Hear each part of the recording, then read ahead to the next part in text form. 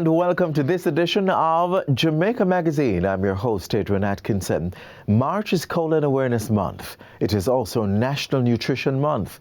And so, if you aren't doing it already, we're here to remind you to take care of your body.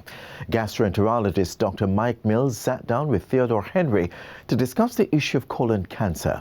So we'll join in on that conversation. And later, we'll look at the benefits of Crystal Punch. I'm talking about water, of course. We'll have lots more in store. Do stay with us.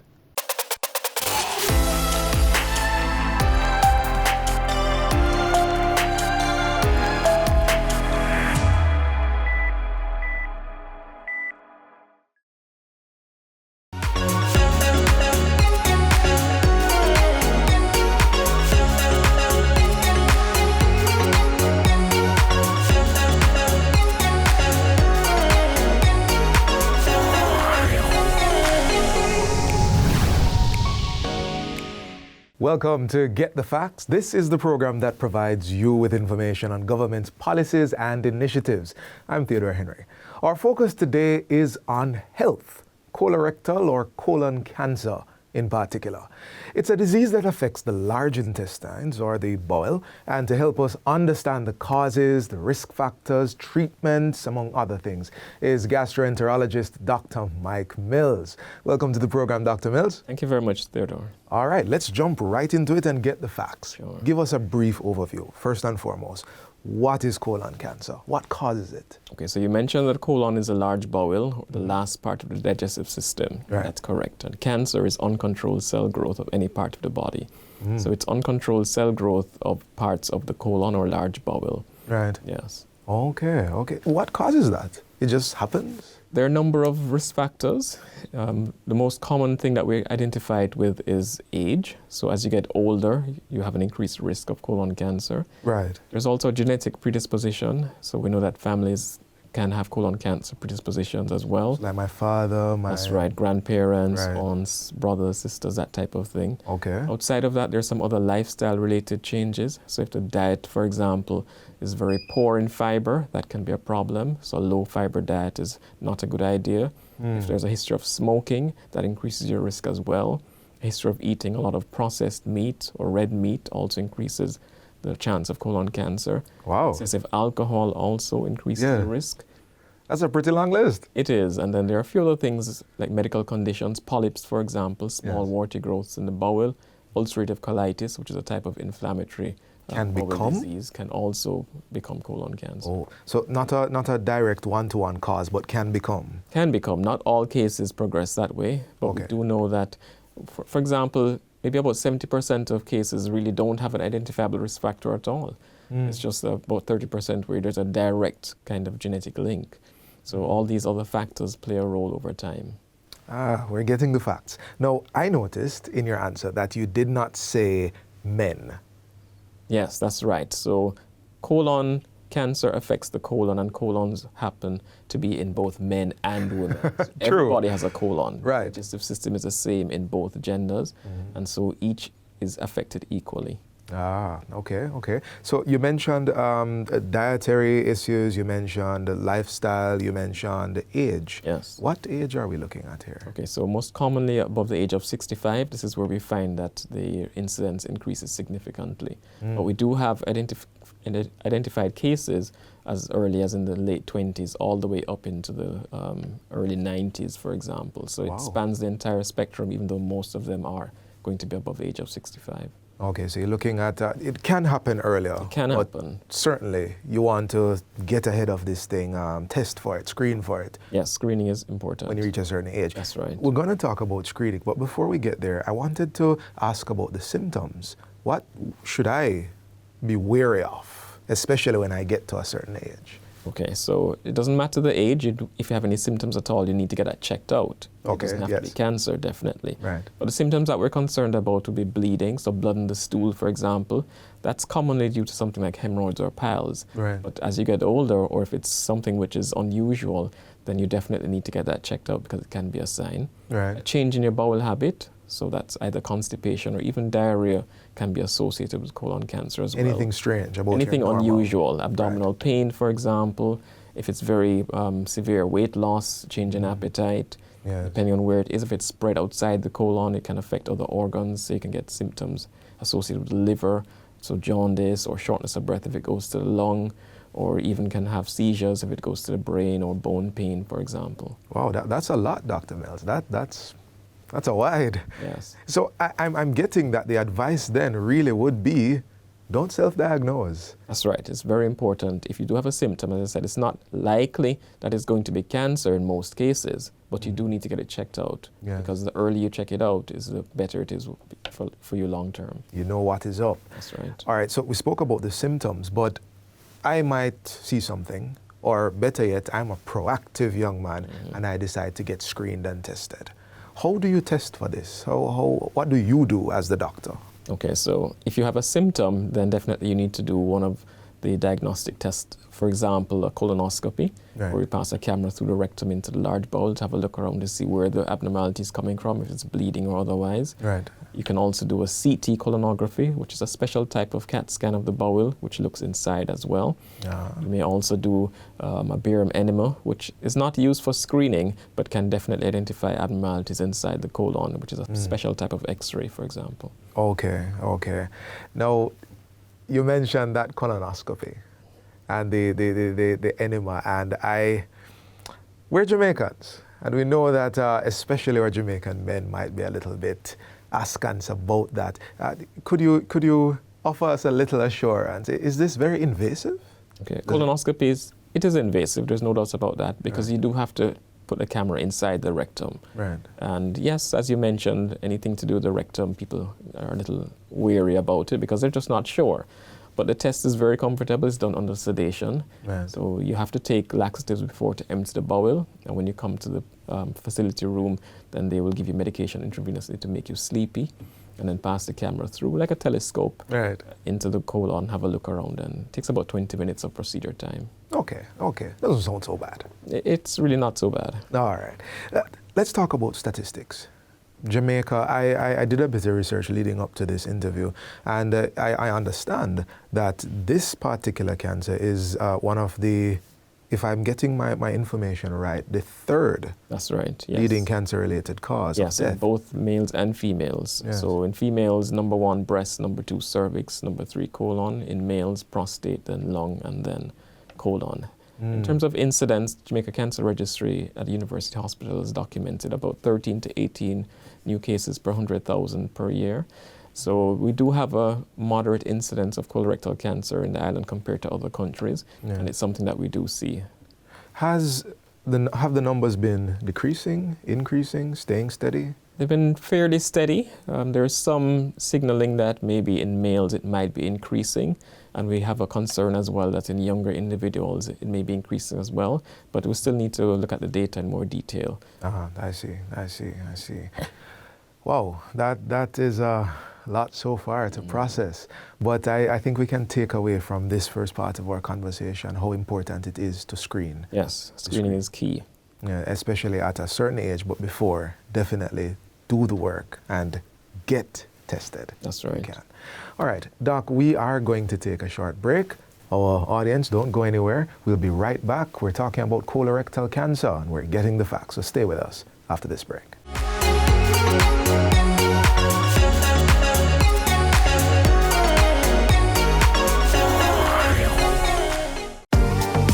Public passenger vehicle operators and commercial carriers. Renew your road license online. It's as easy as 1-2 click. Visit the Transport Authority website at www.ta.org.jm. Choose your license type and click Apply Now. Sign in or create an account with your email address and complete the application process, uploading all relevant documents. Make payment using a debit or credit card. Once your application is approved, the Transport Authority will email you to collect your sticker. Pick up your sticker in office or utilize our courier service. Once the sticker is collected, your digital road license will be emailed to you. For more information, call the Transport Authority toll-free at 888-991-5687. Welcome back to Get the Facts. We are discussing colon cancer with gastroenterologist Dr. Mike Mills. In our first segment, we looked at the causes, the risk factors, symptoms. We looked at a few stats in Jamaica and how it is detected. Now we're going to learn a bit more about, well, we've gone through the figures, so we're going to go into this whole idea of screening that we were discussing. We have to talk about that a bit more, treatment, and Dr. Mills is the expert, so I'll allow him to take us through that bit of information. Dr. Mills, let's start with screening. You mentioned how important it is. Tell us a bit more. Yeah, so screening is key for a number of conditions, and colon cancer is one of those. So everyone is quite familiar with screening for breast cancer, where you do mammography, cervical cancer, pap smear, prostate cancer, your PSA checks, and rectal exam. For colon cancer, the screening is very preventive because you're looking for polyps, which are the stages before cancer. If you can remove the polyps, then you'll prevent the development of cancer. So these screening tests are offered at a specific age, and the age that we're advocating is above the age of 45 in average risk individuals. So if there's no increased risk from family history or anything like that, then anyone over the age of 45 should try and have one of these screening tests done. The screening tests available are a fecal occult blood test, which is basically a stool test looking for blood at a microscopic level. You're not actually seeing blood, but when I wouldn't see the lab, it. Exactly, you don't see it. But you send to the lab to be tested, and quite commonly people do it as part of their annual executive profile, for example. So that's the first test. The other tests for screening involve colonoscopy, which we mentioned before, which is passing a camera through the rectum into the large bowel. And you're looking for polyps to remove them at the time. If there's cancer there, then you get a chance to take a sample, do a biopsy, for example. The screening test is a CT of the colon, or a CAT scan, or CT you mentioned colonography, that. which we also mentioned, which can also look at the colon to give an idea as to whether there's anything. Now, the thing about the screening test, if you do the blood test for the stool, then you have to do that every year, and it has to be 3 samples to be taken as separate stools to be effective for screening. So wait, can we dial down on that one a little bit? You're saying it has to be done 3 times? Yes. 1 sample is not sufficient for screening.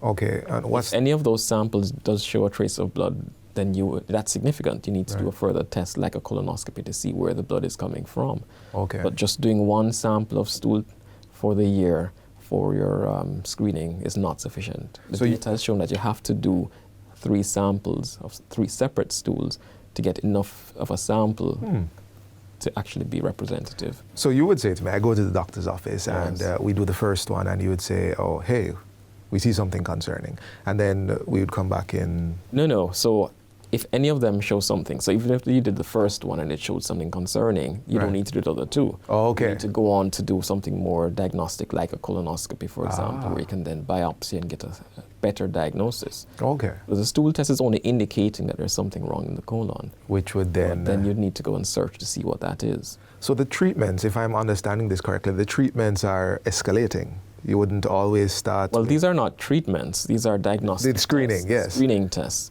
So I wouldn't say that they're escalating.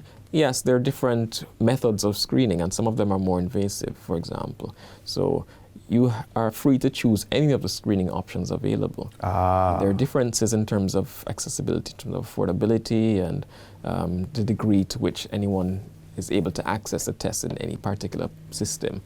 But outside of that, you definitely need to access one of the tests at the appropriate age. Yes. Okay, understood. No, I mentioned treatment because I feel like I wanted to get there. But before we talk about treatment, how aggressive is colon cancer on average? You mentioned that we can... So cancer, no matter where it is always a problem, because cells, when they're dividing, they don't like to stop in the organ that they start dividing. They keep going. And metastasize all over the place. They will metastasize. That's exactly correct. So they can spread to other organs, and when they do that, depending on where they go, then they may either cause problems locally, so inside the bowel you can have obstruction or bleeding, which can be quite fatal. It can have spread to the liver, for example, impair the function of the liver, go to the lung or to the brain. So it can be very severe and it can be fatal, just like most cancers. But you did mention that it can be caught early. The key thing is catching it early, because depending on which stage you catch it, the treatment is more effective and the survival is much better. So stage 1, for example, has a different prognosis from stage 4, which is the final stage. How many stages are there? There are 4 stages. Okay. But stage 1 is where we want to be. Yes, early. Well, ideally you want to go even before stage 1 where there's a polyp. Right. In other words, where you're finding the precursor to the cancer. So you can remove that before. But yes, if the cancer is there, you definitely want to find it in stage 1. And you're more likely to do that if you do screening. Because at stage 1, you're not likely to have any symptoms at all. Right. So you're not waiting for symptoms to do one of the screening tests. You're doing it at a specific age because it's more likely that something would have started to develop at that point. And because polyps take sometimes up to 10 years to turn into cancer if they're going to, you do have some amount of time to actually find it, remove it, before it becomes a problem. All right. I do want to underline for our guests, though, that you do have some amount of time does not mean that we should be lax. No, definitely. In our testing. You know, Doc mentioned that you mentioned that we should add it to our yearly checkup. Yes, so there are different intervals depending on which test you select. Right. If you're doing the stool test for blood, that's yearly, and you have to keep it up. If you're doing a colonoscopy, and you do the first one at age 45, for example, then you don't need to do another one for 10 years. So if the colonoscopy is completely normal, it's a 10-year interval. Right. If you see something and have to remove it, like a polyp, then we'll bring you back sooner. It could be 3 years, it could be 5 years, depending on the type of polyp. If you're doing a CT of the colon as your screening tool, then that's every 5 years. Okay. So there are different intervals depending on which test you choose. Okay. Let's go to treatment now. You've said a few times, remove it. Yes. Talk to me about the treatment options. Okay, so treatment is heavily dependent on the stage at which the cancer is diagnosed. Right. If it's early, so stage 1, for example, then the treatment could be as straightforward as surgery to remove the part of the colon that has a tumor in it. So surgery could be completely curative at that point. As you get more advanced, so stage 2, stage 3, stage 4, then you're talking about a combination of surgery, chemotherapy, and possibly even radiotherapy, depending on where inside the colon or rectum the cancer is. Could you briefly just distinguish between those two last ones, chemo Yes, so and chemotherapy and radiotherapy are both cancer treatments, but they're a little different. Chemotherapy is medication that's given through the vein, so intravenously, and it helps to destroy tissues that are rapidly growing, like cancers. Right. It's not usually very targeted, so it can have a lot of side effects, and that's why people are usually more afraid of chemotherapy. Radiotherapy is using specific types of energy to basically burn the cancer from outside. So it's using a direct radiation beam to burn that area where the cancer is. Probably more targeted. It is more targeted, but because of the location, sometimes it can cause extra damage in the area around it as well. Okay. So it's usually reserved for rectal cancer, for example. Sometimes that can be radiosensitive, and the types of cancers respond differently to different treatments. Understood. So where we finished the treatment list, I know I jumped in there for chemo versus... Well, for the most part, it's a combination of surgery, chemotherapy, radiotherapy. Sometimes you can do the chemotherapy before the surgery. Right. To try and get the cancer to go to a smaller size and make the surgery more successful. Or you can do the surgery first and then do the chemotherapy.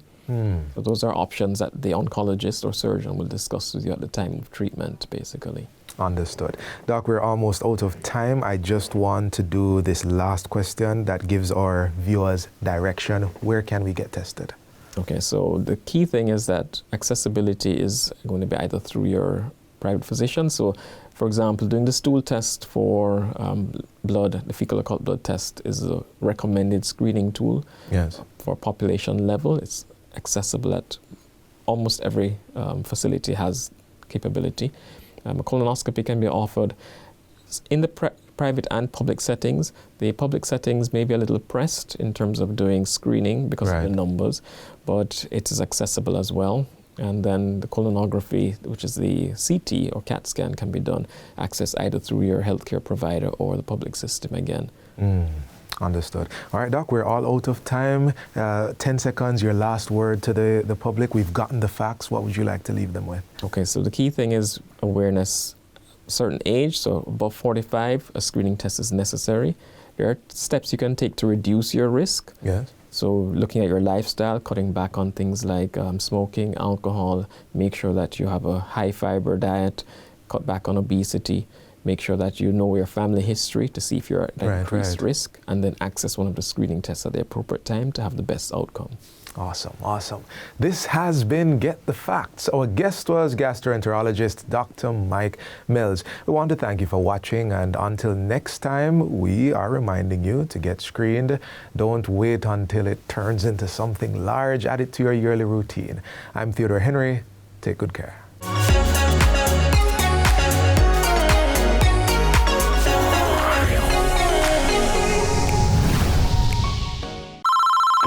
All creators, join the JIS Creators Challenge. We want to see your unique perspective on why you love Jamaica.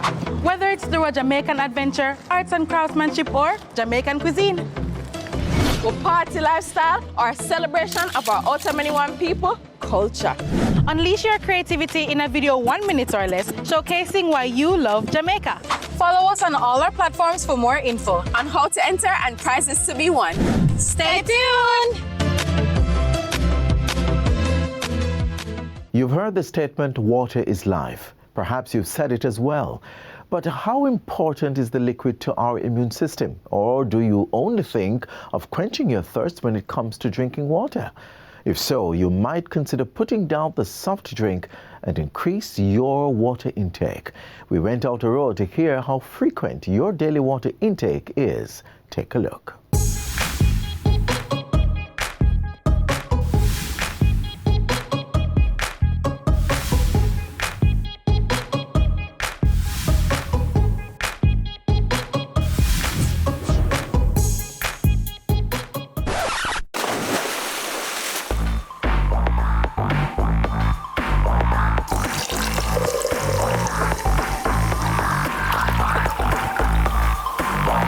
Like 4 to 5 cups. 3 bottles of water a day, because maybe drink one now. When I go in, I go drink one again. And then in the night, I have to drink water before I go to my bed. And I'm going to tell you, I drink plenty, but you're supposed to drink more than what I drink. I drink all a big buckets of water one time per day or so. 500 ml to 1 bottle, right? So that's a 1,500, yeah. 3 bottles of water a day. I don't drink much water, unfortunately. It dawned on me the other day that I wasn't drinking much water. That's definitely something I need to improve on. I drink 4 bottles of water each day. At least a gallon, I'd say a gallon. Not even drink water today. I don't really drink water, maybe it's ice. Might be 2 quarts. 1 liter, depends on how hot the days. I drink at least 4 quarts per day. Every time it's hot, a gallon. Can't tell you definitely I want, but straight drink water. Through the type of work I'm going to hours stay hydrated. It all depends, because when you're in the AC and you're working 40 days, you don't feel like you're thirsty. You have to break yourself to actually drink the water. So it all depends. I think persons who work in the AC drink less water than persons who work outside.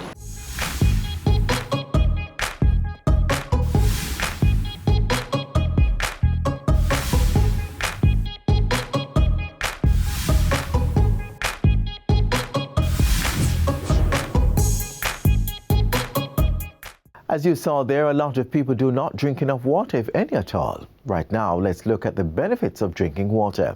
You may find out that it works.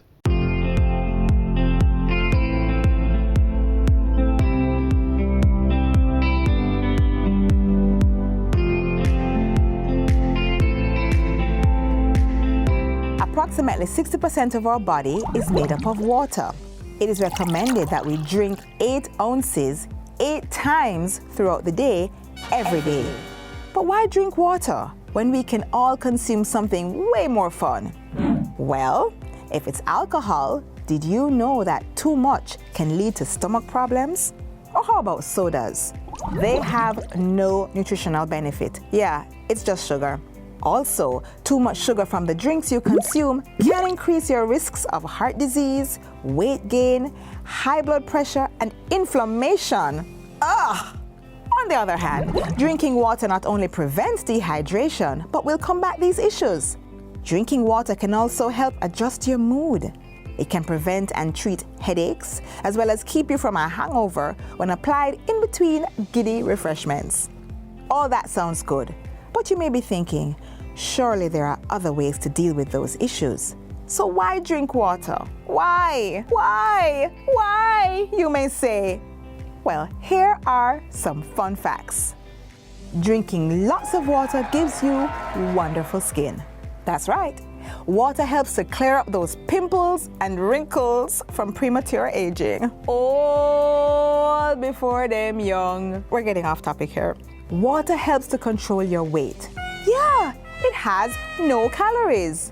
When you drink sugary drinks that are high in calories, you are stacking on those pounds. But water keeps you full and staves off any cravings you may have. Hello, excess fat, where? Sing with me, trim and keep going to the gym though. Keep going to the gym. Water helps to regulate your blood pressure. Dehydration can cause drops in your blood pressure that could harm your internal organs. But drinking lots and lots of water helps you maintain a healthy blood flow consistency. A more fun fact, if you're going to give blood, drinking lots of water beforehand keeps you from acting boozy. I mean getting woozy. That is to the point of fainting from lowered blood pressure. So, drink your water and be sure to donate. You could save a life.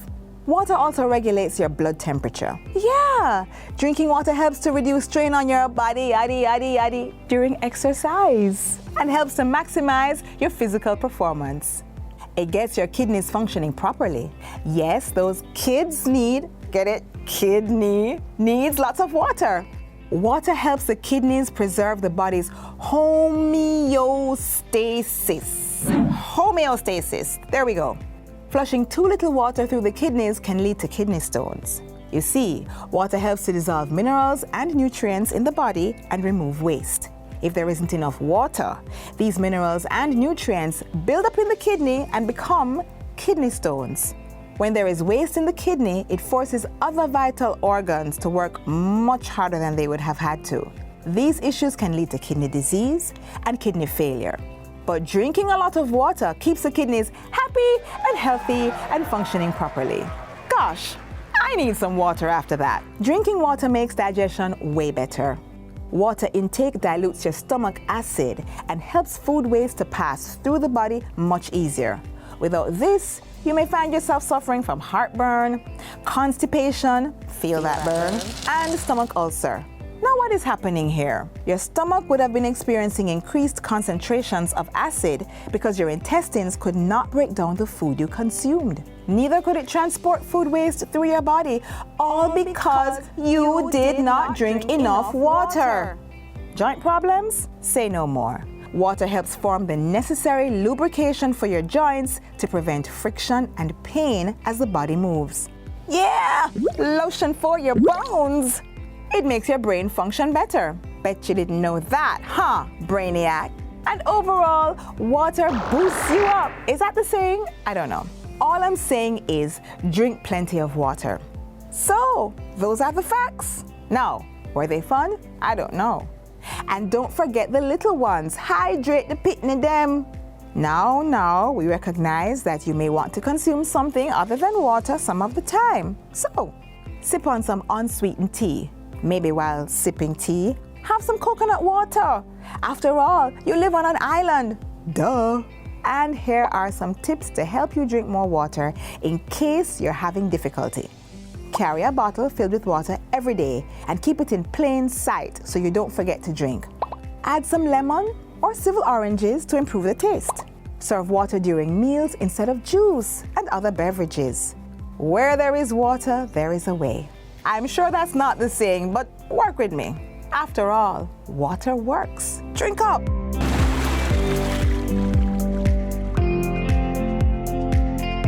And this is where we end today's show. To catch a repeat of this or any other, feel free to log on to our website, jrs.gov.jm. Until next time, I'm Adrian Atkinson. Do take care.